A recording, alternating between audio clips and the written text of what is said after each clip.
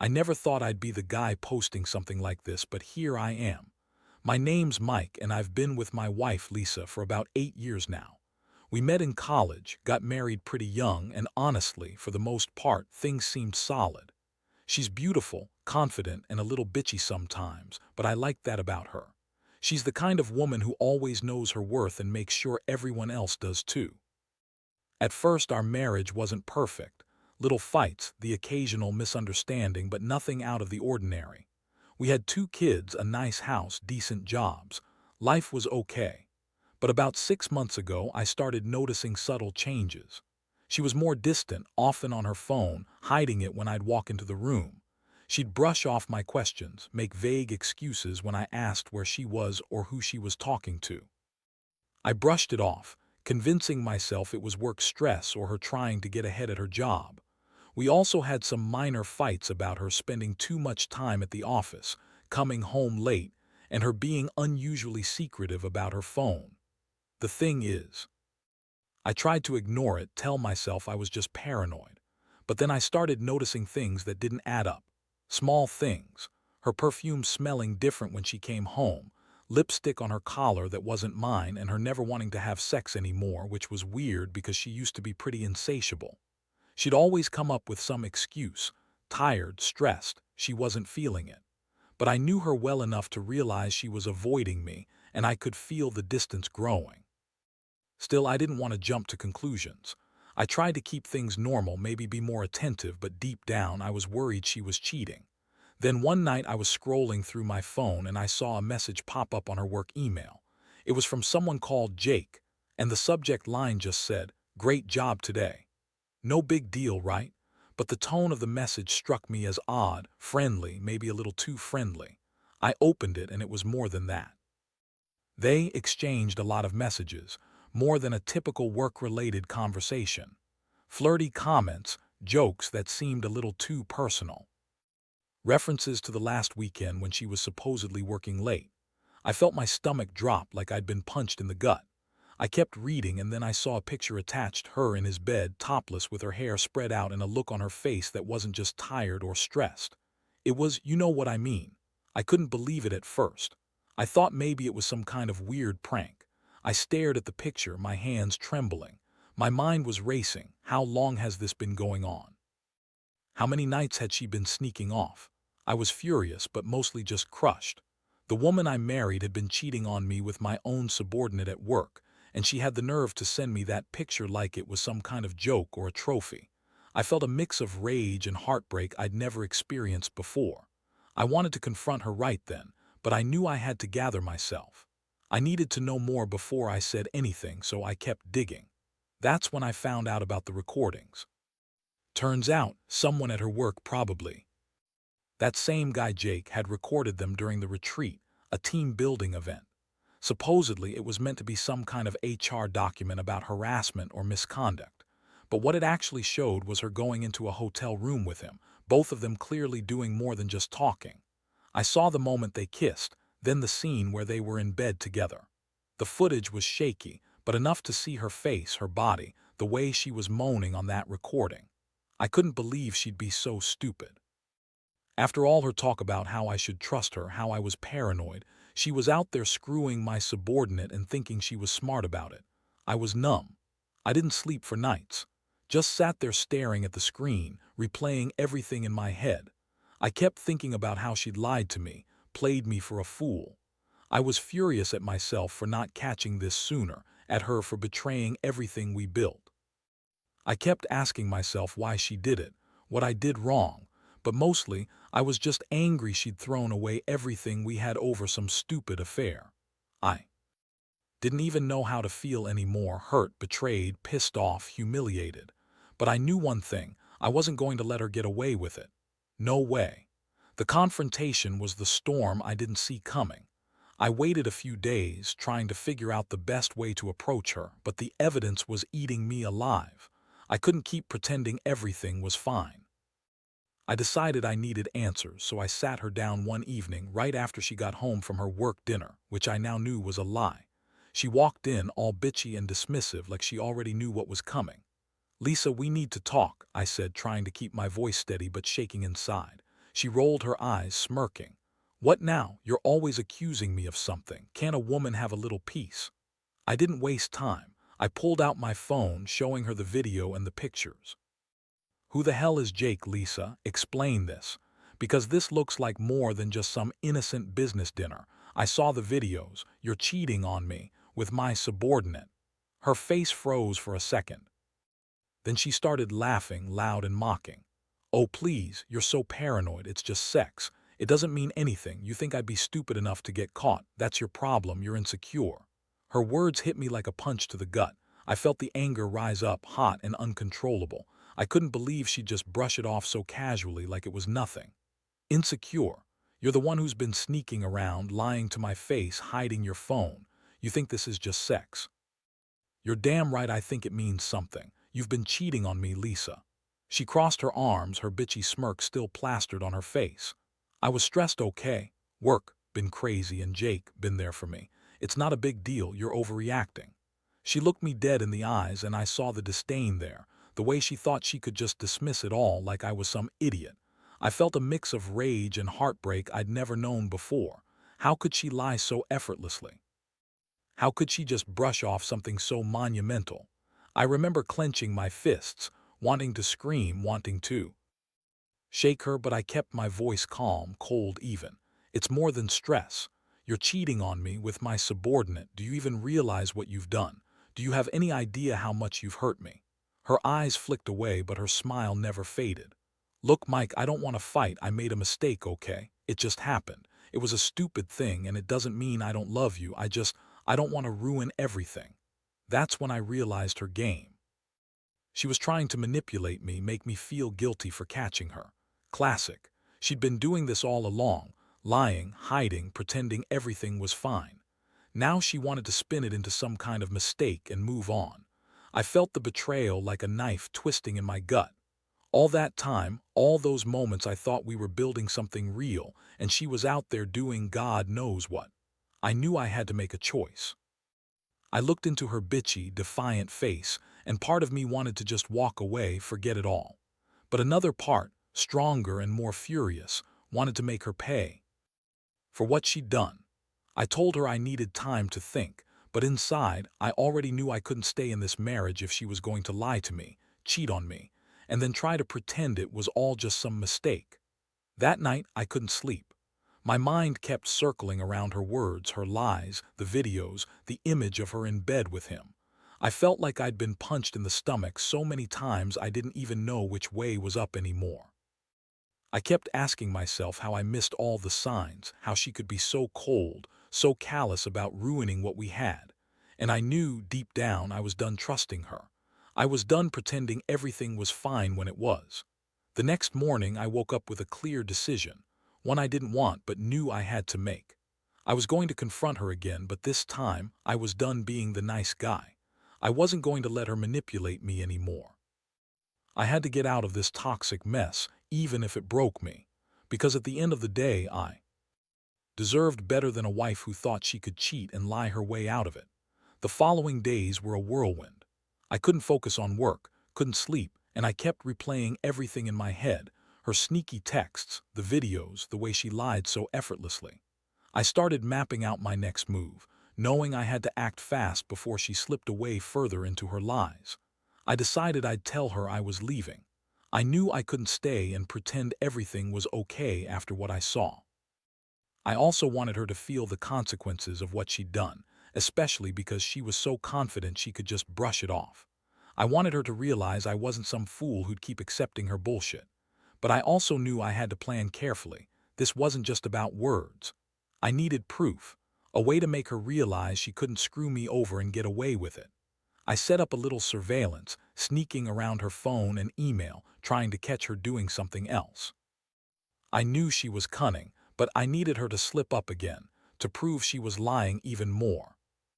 I also contacted a private investigator I found online, someone who specialized in infidelity cases. I figured if I was going to do this right, I needed solid proof that I could use to confront her or even take to a lawyer if it came to that. Meanwhile, Lisa was still acting like everything was normal. She'd throw tantrums if I questioned her, calling me paranoid or insecure. She was bitchy, manipulative, and refused to admit to anything. She'd look me dead in the eye and say, "You're overreacting, you're just jealous, Jake's just a friend." But I knew better. I knew what I saw, what I had proof of. The recordings, the images, they didn't lie. One day I decided I'd had enough of her lies. I sat her down again, this time more forcefully. "You think you're so clever," I said. "I've got enough proof to send this to your boss, to HR, or even to the police if I want. You're done lying to me. I want the truth, no more bullshit." She spat back at me, voice raised. "You don't have anything, you're just paranoid. I've told you I was stressed and overwhelmed. You're crazy if you think I'd cheat on you with that loser Jake. You're just jealous because I'm prettier than your sorry ass." That was her classic move: deflect, deny, attack. She thought throwing insults would make me back down, but it only made me more determined. I told her I'd be leaving, that I didn't want to be with someone who lied, cheated, and played me for a fool. Her reaction was wild. She yelled, cursed, called me names, and accused me of trying to ruin her life. But I didn't care anymore. I was tired of her bullshit. The final straw was when I got the private investigator's report. Turns out, they'd filmed her going into the hotel room with Jake, and even more damning, there were texts from her showing she was planning to meet up with him again. The investigator had pictures of her leaving the hotel early in the morning, disheveled and guilty looking. I thought I might faint. This wasn't just some fling. This was a full-blown affair, something she'd been hiding for months. Holding that evidence in my hands made everything clear. I wasn't going to stay and pretend it didn't happen. I realized I'd been a fool. To think she loved me, to think our marriage was worth fighting for when she was out there screwing someone else behind my back. Anger replaced sadness. I felt betrayed, humiliated, but also a strange sense of relief. Finally, I knew the truth, and I didn't have to live in her lies anymore. So I sat her down one last time. I told her I gathered enough proof to end this, and I was done. I told her she could lie all she wanted, but I was leaving for good. She looked at me with that bitchy smirk, trying to act like it didn't matter, but I saw the panic behind her eyes. She knew she'd lost control. The facade was crumbling, and I was done pretending I didn't see who she really was. That moment was a turning point. I knew I had to get out, to start over, even if it hurt like hell. I wasn't just ending a marriage, I was severing a chapter of my life that had been built on lies. It wasn't just betrayal. It was a complete breakdown of trust, and I was sick of feeling like a fool. Now I had to figure out how to move forward, how to pick up the pieces of my shattered heart and rebuild something better. The aftermath hit me harder than I expected. Once I made the decision to leave, the reality sank in. This wasn't just a breakup. It was the end of everything I thought I knew about my marriage, myself, and my future. I started packing my things quietly, trying to keep it all together. I didn't want her to see how much she'd destroyed me, but inside, I was a mess. Every memory, every moment I'd spent pretending everything was fine, came crashing down all at once. Lisa, of course, didn't take this well. She threw one of her bitchy fits, screaming at me, calling me every name in the book, trying to guilt-trip me into staying. She accused me of being paranoid, jealous, and said I was ruining her life. I let her yell, let her call me a loser, but I kept my distance, knowing I couldn't fall for her manipulations anymore. I had proof now, and that was my shield. I told her she was a liar and a cheat, and I was done playing her game. When I finally moved out, it was like breathing fresh air for the first time in months. I stayed in a friend's place for a while, trying to process what had happened. I was angry at her, furious even, but mostly I was sad. Sad that I'd been so blind, so trusting, and that I'd let her treat me like some fool. I had to figure out what to do next: file for divorce, cut all ties, and try to rebuild myself from the wreckage. The hardest part wasn't the physical move or even the financial mess. It was the emotional fallout. I kept asking myself why she did it, how she could betray me so completely. That bitchy, confident woman I married turned out to be a liar, a cheater, someone I couldn't recognize anymore. I kept replaying the videos and the pictures, trying to find some reason, some explanation, but there was none. It was just her being selfish, reckless, and cruel. I also felt betrayed by my own mind. How did I miss all the signs? How could I have been so blind? I thought I knew her, but really, I'd only known the version she wanted me to see. Inside, I felt Hollow, like some part of me had died that day. I started questioning everything, my choices, my judgment, even my worth. It was a brutal, raw kind of pain, but I knew I had to face it. I had to start healing one step at a time. One thing I learned is that women like Lisa don't change. They lie, manipulate, and cheat without remorse. I should have seen the signs earlier, but I was too blind to notice. Now I know better. I've realized that I deserve someone who respects me, who doesn't see me as a fool to be played. I don't regret uncovering the truth, even if it tore my life apart for a while. Sometimes, you have to hit rock bottom to see the light again. And I guess I was about to hit mine. I've been talking to a counselor, trying to put the pieces back together. I don't know what the future holds, but I do know I won't let her betrayal define me. I've learned that trust is fragile, and when it's broken, it's almost impossible to repair. But I also learned that I'm stronger than I thought. I survived the fallout, and I will rebuild, just not with her anymore. Never again. So here's my advice. Trust your gut, pay attention to the signs, and don't be afraid to walk away if someone shows you they're not worth it. Because once the truth comes out, everything changes. And sometimes it's better to lose the person you thought you knew than to keep living a lie. The weeks that followed were a roller coaster. I was living alone, trying to piece my mind back together, but every day brought new revelations, new emotions. Some nights I'd lie awake thinking about what I lost, my wife, my family, the life I thought I had. Other nights I'd get angry all over again, furious that she could do this, that she could just toss everything aside for some meaningless sex with my subordinate. I kept reminding myself that I did the right thing by leaving. No matter how much it hurt, I knew I couldn't stay with someone who lied, cheated, and disrespected everything we once stood for. I had to focus on rebuilding myself. I started hitting the gym again, trying to get some control back over my body.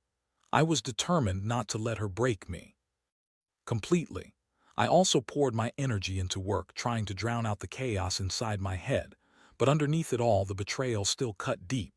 One day, I ran into a guy from work, Mark, who had always been friendly but distant. Over a few beers, I finally told him what I'd been going through. He looked at me with a mixture of sympathy and something else, anger perhaps. "Man," he said, "you dodged a bullet. That bitch was bad news. If she's willing to cheat on her husband, what do you think she'd do to anyone else?" That hit me hard. I never wanted to believe she was that selfish, that manipulative, but Mark was right. I saw it clearly now. She had no loyalty, no respect. It made me realize I wasn't the fool I'd been for so long. I'd been blinded by love and a false sense of security. The biggest challenge was dealing with the fallout for my kids. I didn't want to badmouth their mom, but I also knew they deserved the truth at some point. I kept things civil for their sake, telling them I was just taking a break and needed space. I didn't want them to think I was angry at them. They're innocent in all this. But I also couldn't hide the pain I was feeling. It was a balancing act, and honestly, I was barely holding it together. One thing I didn't expect was how much the betrayal would ripple through my friends and family. Some of them were supportive. Others told me I should just forgive and forget, that I was overreacting. But I knew the truth. No amount of forgiveness would erase what she did, nor should it. I'd been blindsided, but I wasn't going to let her get away with it. I wanted justice, not necessarily legal justice, but some kind of closure. To me, that meant accepting that I was better off without her and that I could start fresh. And that's what I did. I stopped waiting for her to call or apologize. I stopped hoping she'd change. I realized that forgiveness isn't always about forgetting or excusing. Sometimes, it's about accepting that someone isn't worth your time and walking away, even if it hurts like hell. I decided to focus on myself and my kids, giving them the stability they needed and trying to find my own happiness again. Because if I'd learned anything at all, it was that life is too short to waste on someone who doesn't respect you. So here I am, still hurting, still healing, but slowly moving forward. I've come to terms with what happened, and I know I'll never forget. But I also know I'm stronger than her lies, her betrayal, and that in the end I'll be okay. I just wish I'd realized sooner that some people, like Lisa, are just bad news from the start. Lesson learned. Trust is sacred, and once broken, it's damn near impossible to fix. Better to walk away and start over than to keep clinging to someone who's already proven they don't deserve your trust. Looking back now, I realize how much this whole nightmare has changed me. Maybe for the better, maybe just for survival. I still think about her sometimes, about what we had, and it stings knowing she threw it all away for some stupid fling with my subordinate. But more than anything, I feel relief. Relief that I finally saw her for who she really was, that I didn't let her manipulate me into staying in a lie. I've learned some hard lessons from all this. Trust, once broken, isn't easily repaired. You think you know someone, and then one day the mask falls away. That's when you find out who they really are, and it's not always who you want them to be. I also learned that sometimes love isn't enough. You have to respect yourself enough to walk away when someone shows they don't value you, no matter how much you want to believe in the good in people. Now, I'm rebuilding my life. I've started dating again, cautiously. I don't jump into anything serious right away. I take my time, trust again slowly, and most importantly, I value honesty above everything else. My kids are doing okay. They're young and resilient, and I make sure they see that even when life throws you the worst, you can still come out stronger. I want them to know that betrayal doesn't define who you are, that you can rise above it. My biggest takeaway: never ignore your gut. If something feels wrong, it probably is. Trust is fragile, and when it's gone, it's near impossible to get back. Better to walk away early than to stay and suffer in silence. And if you're in a situation like mine, don't be afraid to face the truth, even if it hurts like hell. Because ultimately, facing it is the only way to heal. I wish I could say I've completely moved on, but I haven't. Some scars run deep, and there are days when I still feel the anger and disappointment rush back. But I also know I've come a long way. I've learned to protect myself better, to trust my instincts, and to never settle for less than respect and honesty. I've found a new sense of strength that I didn't know I had, and that's what keeps me going. So to anyone out there dealing with something similar, trust me, it hurts. It will feel like the world is ending, and at times you'll think you can't survive it, but you will, you have to. Because life goes on, and eventually the pain starts to fade. You learn from it, grow from it, and come out stronger on the other side. And that's the real lesson. Sometimes the worst betrayals lead to the best rebirths.